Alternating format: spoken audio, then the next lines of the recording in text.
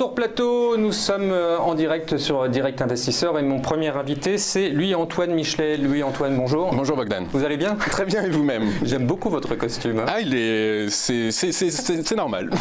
C'est une belle veste. C'est Jones, mais j'aime bien. Non, mais je pourrais vous la prêter si vous voulez. Alors, moi je suis Couples. Allez, moi, sérieusement. Oui, je vous écoute. Vous avez des choses à nous dire. PMI, inflation, on commence par quoi? Alors écoutez, on va commencer par l'inflation, parce que donc ce matin, vous le savez, les PMI des principales zones économiques européennes et de la zone euro sont publiés. Et ce qu'on pouvait remarquer, c'est que le consensus anticipait une baisse de ces PMI. Donc, quel pourrait être éventuellement l'impact sur les niveaux d'inflation? Alors, je vous présente en première partie ce tableau. Ce tableau, alors que c'est sur très long terme, c'est les principales composantes de l'inflation et surtout leur niveau de pondération. Qu'est-ce qu'on remarque? On remarque que l'inflation est tirée notamment donc, par les services et par les produits manufacturiers. Et deux choses sont intéressantes à remarquer. Donc au niveau des pondérations, les services c'est 28 points de pondération, les produits manufacturiers 2,4 points. Donc on peut imaginer que si ces produits, ces prix soient amenés à augmenter, ça aura un impact considérable sur les niveaux d'inflation. Donc pour ça, on peut s'intéresser aux PMI qui donc permettent éventuellement de comprendre quelle pourrait être, je dirais, l'orientation suivie par l'inflation. Donc c'est pour ça qu'on s'intéresse d'assez près au PMI, puisqu'aujourd'hui les marchés sont en question de se poser la question de savoir si l'inflation pourrait-elle être un danger. Et finalement, in fine, quand on étudie ces PMI, ne pourrait-on pas remarquer éventuellement que l'économie des principales zones économiques, donc les États-Unis et l'Europe, soit peut-être entrée dans une phase de récession, et ce contrairement à ce qu'on pourrait penser, c'est que peut-être que la croissance est évidemment de retour, mais dans quelle mesure? Donc première chose, les PMI, ce qu'on remarque donc, c'est que jusqu'en 2017, ils étaient très clairement tirés vers le haut, ce qui a favorisé donc la pression sur les prix, puisqu'on a observé la hausse du coût moyen des facteurs de production, l'allongement des délais de livraison, et donc tout ceci c'est caractérisé par la plus forte hausse depuis 2011 de ces indices.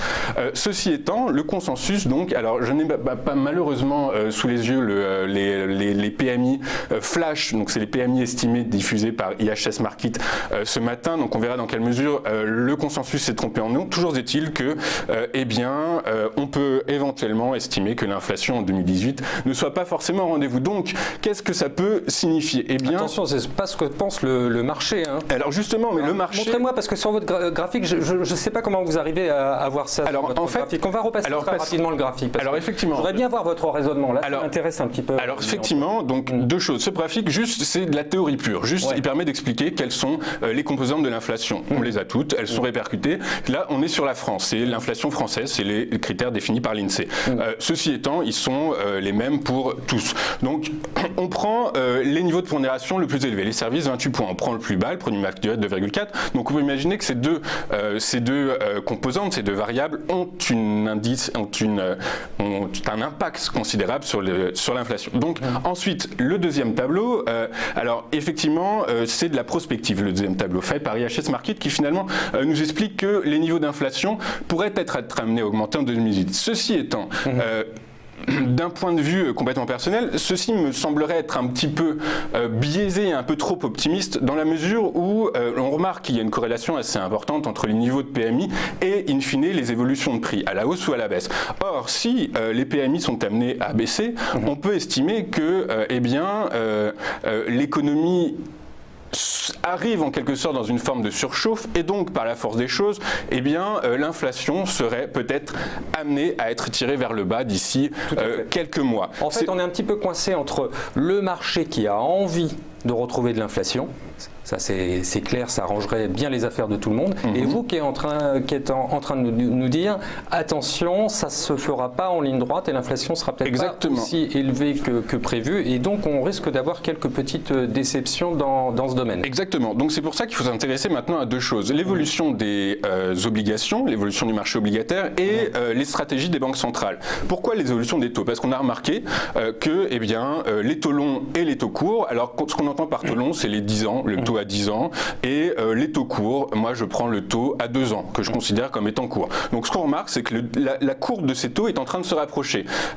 Aujourd'hui, alors je regardais ce matin, les taux US sont à les taux longs US sont à 2,918, quand les taux courts, donc à 2 ans, sont à 2,303.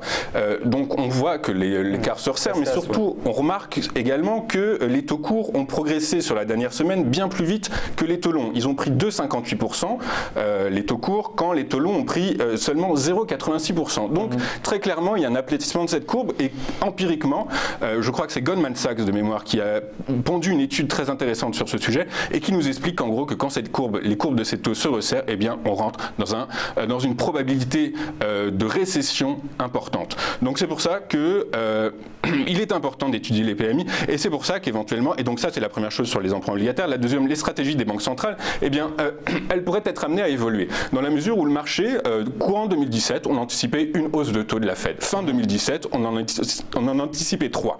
Aujourd'hui, on en anticipe 4, ce qui est complètement surprenant.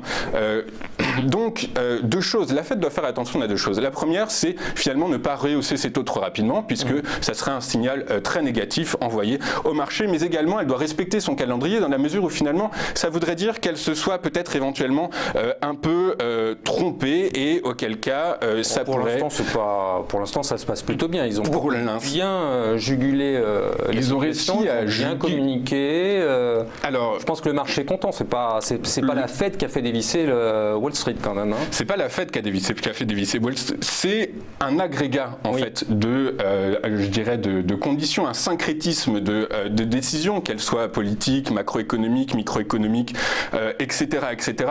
Chose est-il qu'effectivement, il y a eu un petit frémissement, une petite faiblesse sur les indices américains ces derniers temps, répercuté sur les indices européens. Mais c'est pas ce qu'on pensait en 2017, c'était que les valorisations excessives des sociétés américaines allaient finalement entraîner un crack, le crack tant attendu dont tout le monde parlait. Finalement, ce n'est pas le cas. Donc on peut estimer qu'effectivement, le ratio de Shiller, qui nous explique le niveau de valorisation des sociétés pondérées par l'inflation, et bien finalement, c'est un indice qui est important, mais qui ne sera pas le déclencheur et l'élément principal à analyser. Shiller, c'est quand même pas mal discuté en ce moment. Shiller, extrêmement discuté. Non, mais exactement. Mais c'est-à-dire qu'en fait, on manque, je crois que les marchés et les analystes, les observateurs, les commentateurs, les investisseurs, les traders, on manque tous en fait de sciences, je dirais, de données dures pour pouvoir comprendre quelles sont finalement, dans quelle direction vont les marchés. Donc aujourd'hui, les grands, je dirais, les grandes institutions qui vont avoir un impact sur l'évolution des marchés, et donc notamment de la paire euro-dollar, ce sont les banques centrales. Vous savez, début mars, les banques centrales, donc il y a Powell qui va tenir son premier discours le 3 mars, qui est très attendu. Je crois que le lendemain, le 4 mars, c'est la BCE qui va également se réunir et communiquer. Donc on attend très clairement les conclusions de ces deux réunions pour pouvoir anticiper éventuellement une hausse ou une baisse de l'euro-dollar, de la paire euro-dollar. Toujours est-il que ces derniers temps, l'euro-dollar est plutôt dans une tendance haussière. Je regardais votre émission hier, c'était le cas. Je regardais l'évolution de l'euro-dollar ce matin. On est toujours, a priori, sur une tendance long terme haussière. On a effectivement une oblique, un support oblique haussier qui peut être, je dirais, un premier signe de baisse régulière et pérenne de la paire euro-dollar. Toujours est-il qu'aujourd'hui, alors je vais mettre mes lunettes parce que je ne vois pas bien. Oh non, pas vous. Ou sinon je me retourne si vous voulez. Mais donc en tout cas, ce qu'on peut éventuellement noter, c'est que à court terme, on a très clairement, si la tendance haussière se confirme... Je préférais que vous mettiez vos lunettes et que vous regardiez ce graphique-là, ce sera beaucoup. Je vais mettre mes lunettes et je ne vois toujours pas mieux. Mais toujours est-il qu'on a un premier niveau de support à 1,23,896 qui est très clairement un niveau de résistance, qui est très clairement un niveau de résistance à court terme qui doit être observé et qui nous permettra de définir le sens suivi par l'euro-dollar. Deuxième niveau. Oui, je crois que vous vouliez terminer par Peugeot. Vous aurez pas le temps, je suis désolé, j'ai pris le temps. Alors passons sur Peugeot, effectivement. Mais donc toujours est-il que les PMI sont intéressants et on attend début mars les réunions des banques centrales. Voilà, mais donc toujours est-il que faisons attention au niveau d'inflation qui ne sont peut-être pas si élevés que ça. La croissance, ne sera peut-être pas si élevée que ça en 2018. Donc finalement, le calendrier des hausses des taux par la Fed et par par la BCE ne sera peut-être pas respecté, donc on pourrait avoir un impact sur la paire euro-dollar et par conséquence sur les marchés obligataires et par ricochet sur les marchés actions. Voilà pour ce sujet-là. Concernant Peugeot, eh bien Peugeot, il faut savoir que donc c'est une voiture cyclique par définition, qui dans cet environnement de croissance économique, puisque on s'arrête au jour J, nous sommes en croissance économique, eh bien les valeurs cycliques peuvent tirer bénéfice de tout ça. Le modèle économique de Peugeot est très intéressant. Il a dû faire face, le groupe a dû faire face en 2012 à une baisse de ses ventes records, alors qu'en parallèle de ça, le marché mondial automobile croissait. Qu'est-ce qu'ils ont fait? Ils ont vu leur modèle économique et mis en place ce qu'on appelle PSA Bank, donc c'est des solutions de financement pour les particuliers et pour les entreprises de financement de leurs véhicules. Aujourd'hui, hier, un très bon papier dans les Échos nous apprenait que les banques de détail, eh bien écoutez, qui notamment étaient connues pour financer à crédit les achats automobiles, eh bien étaient en train de se rendre compte qu'elles allaient être mises face à des difficultés, face, je dirais, aux parts de marché de plus en plus importantes grignotées par les banques des constructeurs automobiles. Donc ça, c'est une première chose sur le modèle économique. Deuxième chose, les fondamentaux de Peugeot sont très solides. Le consensus attend une hausse du chiffre d'affaires en 2017 et donc par ricochet, la bonne gestion, la bonne maîtrise des coûts d'exploitation permettra également au groupe PSA de proposer des marges d'exploitation supérieures, je crois de mémoire qu'elles seraient de l'ordre de 5%, et des marges nettes également un peu supérieures à l'exercice précédent. La trésorerie est excédentaire et la société dégage des cash flows.